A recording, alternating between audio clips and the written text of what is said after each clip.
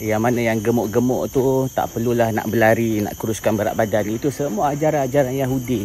Bila korang ikut cara mereka, diorang sukalah. Sebab korang lutut korang sakit, korang boleh pergi hospital.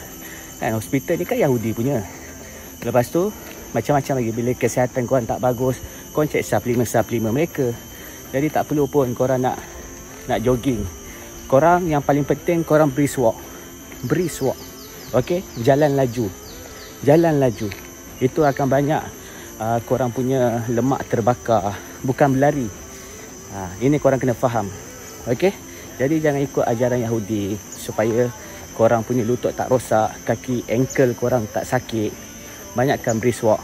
At least pagi tu cari 1 jam untuk korang berjalan 8 km. Kalau korang ada masa lebih, bangunlah awal sikit. Jalan kat rumah korang. Kan? Jalan setempat pun boleh juga dekat dalam rumah. At least korang cari, banyakkan berjalan. Bila korang kurang berjalan, sebab tu korang banyak penyakit. Bila banyak penyakit, korang kena ambil takaful lah, ambil insurans lah, ambil apa macam-macam sok-sok lah. Sebab apa? Sebab ini semua Al-Bana punya pemikiran, Yahudi punya. Jadi mereka tak akan redha selagi kita tak ikut cara mereka, insya-Allah. Okey, jangan ikut ajaran Yahudi. Nauzubillah min zalik.